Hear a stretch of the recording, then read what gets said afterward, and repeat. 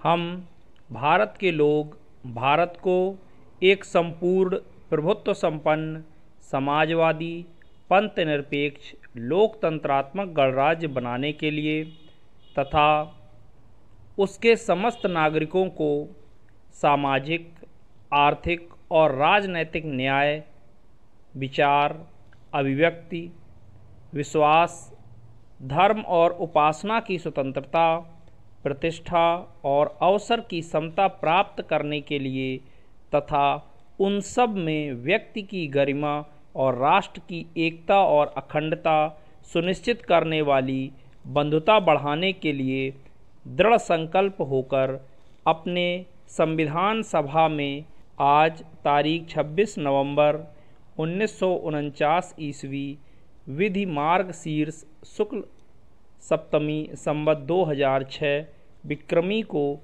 एतद द्वारा इस संविधान को अंगीकृत, अधिनियमित और आत्मअर्पित करते हैं। ये है हमारे संविधान की प्रस्तावना, जिसे दुनिया भर में सर्वश्रेष्ठ माना जाता है।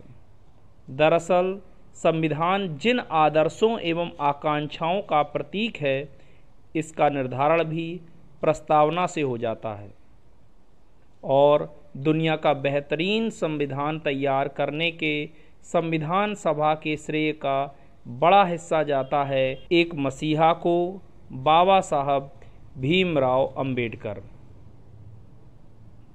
युगों युगों में कभी एक ऐसा मसीहा पैदा होता है जिसकी बातों और विचारों का देश और समाज पर बड़ा असर पड़ता है। उनके विचार युगों को बदल जाते हैं। अंबेडकर को जब हम लोग देखते हैं तो उनके इतने ज़्यादा चरित्र और चेहरे हैं कि आप समग्र अंबेडकर को देखें तो राष्ट्रनायक अंबेडकर या राष्ट्र निर्माता अंबेडकर के अलावा उन पर कोई एक इमेज फिट नहीं बैठती है। आप देखेंगे उनको संविधान निर्माता के रूप में, वो महिलाओं की आज़ादी के पक्षधर हैं, हिंदू कोड बिल लाते हैं। उनके इकोनॉमिक्स की थ्योरी पर इस देश में रिजर्व बैंक की स्थापना होती है।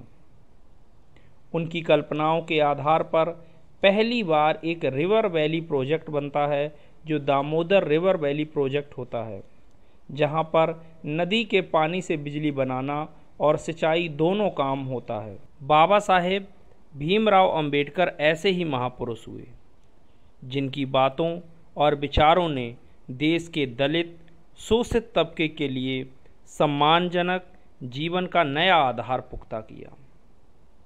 हर विषय पर उनकी एक गहरी सोच थी, एक विजन था, एक नए भारत के निर्माण का विजन, और उसके मूल में वही था समता, स्वतंत्रता और बंधुता के मूल्यों पर आधारित भारतीय समाज का निर्माण कैसे हो। उस दृष्टि से देखें तो भारतीय समाज की जो मूल संरचना है उसमें बाबा साहब का योगदान है। वो केवल दलित समाज के बारे में नहीं सोचते थे, उन्होंने अपने देश के लिए बहुत सारी चीज़ें कंट्रीब्यूट की। आप देखेंगे कि जो आज के टाइम पर इंटरलिंकिंग ऑफ रिवर, ये बाबा साहब ने 1950 में ही कहा था। Interlinking of river and riverine, नदी नालों को जोड़ने का प्रोग्राम चलाया जाए जिससे देश में कृषि का विकास हो। बाबा साहेब का जन्म 14 अप्रैल 1891 ईस्वी को इंदौर के पास एक सैनिक छावनी महू में हुआ। वे रामजी, मालोजी सकपाल और भीमाबाई मुरवाड़कर की 14वीं संतान थे। बाबा साहब के पिताजी यहाँ पर ब्रिटिश आर्मी में सूबेदार हुआ करते थे। उनका परिवार मराठी था और मूल रूप से वह महाराष्ट्र के रत्नागिरी जिले के अम्बावाड़ी के थे। बालक भीमराव 5-1 साल के रहे होंगे कि उनके पिता सतारा चले गए और 1896 में भीमराव का दाखिला वहाँ के स्कूल में करवा दिया गया। माना जाता है कि जाति की वजह से वह अपनी स्कूली जीवन में उन्हें अनेक अपमानजनक स्थितियों का सामना करना पड़ा। इन सब स्थितियों का धैर्य और वीरता से सामना करते हुए उन्होंने स्कूली शिक्षा समाप्त की। वो हिंदुस्तान के अंदर पहले महार थे जिन्होंने मैट्रिक की परीक्षा पास की। फिर कॉलेज की पढ़ाई शुरू हुई। इस बीच पिता का हाथ तंग हुआ, खर्चे की कमी हुई। उनके एक मित्र उन्हें बड़ौदा के शासक सयाजी गायकवाड़ के यहाँ ले गए। सयाजी गायकवाड़ ने उन्हें स्कॉलरशिप की व्यवस्था कर दी और अंबेडकर ने अपने कॉलेज की शिक्षा पूरी की। 1907 में मैट्रिकुलेशन पास करने के बाद वह एल्फिंस्टन कॉलेज से साल 1912 में ग्रेजुएट हुए। बड़ौदा के नरेश जो थे, उन्होंने जब स्कॉलरशिप दी थी तो स्कॉलरशिप देते वक्त जो विदेश के खर्चे के रेट थे उस समय उसके अनुसार स्कॉलरशिप दी गई थी। लेकिन जैसे ही उनका प्रवेश अमेरिका में हुआ तो रुपए का अवमूल्यन होने से वह पैसा कम पड़ गया था। दूसरी बात, बीच में उनकी छात्रवृत्ति नहीं बढ़ने से उसी कम राशि में उनको गुजारा करना पड़ा। 1913 से 1915 के बीच जब अंबेडकर कोलंबिया विश्वविद्यालय में पढ़ रहे थे तब उन्होंने प्राचीन भारत के व्यापार पर एक शोध प्रबंध लिखा था। इसमें उन्होंने दूसरे देशों के साथ भारत के व्यापारिक संबंधों पर विचार किया। बाद में अपने इन विचारों को उन्होंने the evolution of provincial finance in British India नाम की किताब में व्यक्त किया। उन्होंने विश्व के पूरे आर्थिक प्रवाह को जान लिया था। उन्होंने यह बात कही थी कि यह हम मानते हैं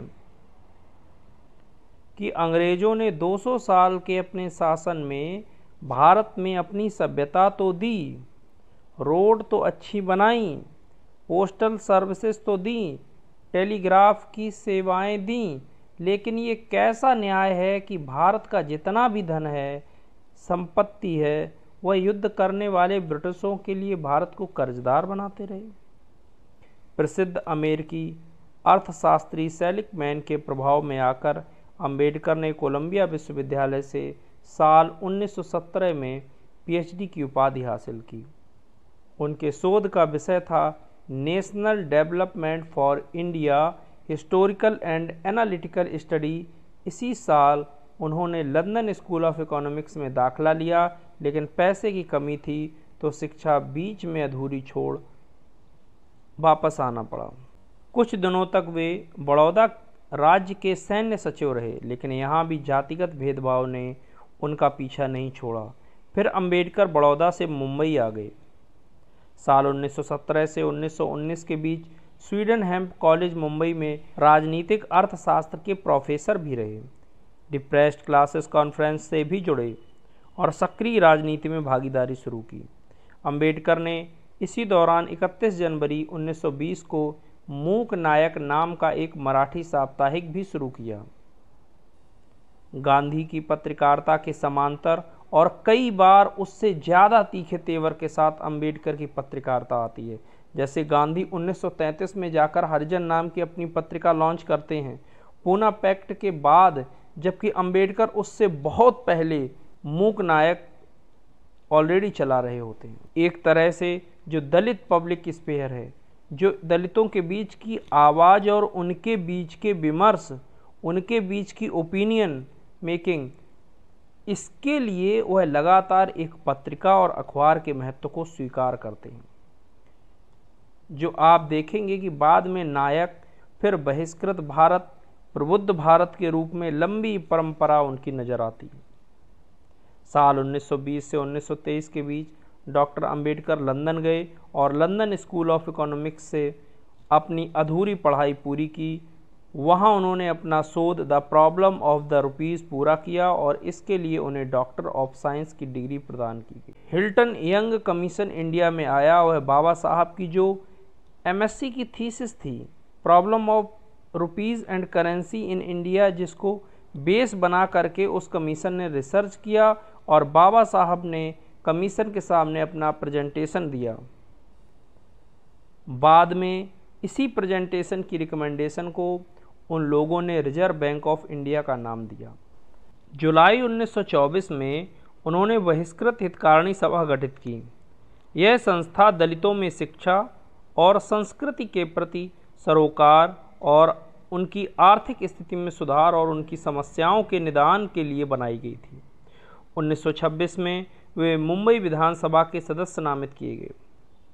अगले साल यानी सन 1927 में मुंबई के नज़दीक कोलाबा में तालाब पर उन्होंने महार मार्च का नेतृत्व किया। इस आंदोलन में अंबेडकर ने सार्वजनिक तालाब से सबके पानी लेने के हक की वकालत की। तालाब के अंदर गाय, भैंस, जानवर सभी पानी पी सकते थे, लेकिन एक मनुष्य था, दलित था, पिछड़े थे, जो उस तालाब में पानी नहीं पी सकते थे। वो बहुत बड़ी लड़ाई बाबा साहब ने जीती। स्त्री सरोकारों के प्रति डॉक्टर भीमराव अंबेडकर का समर्पण किसी जुनून से कम नहीं था।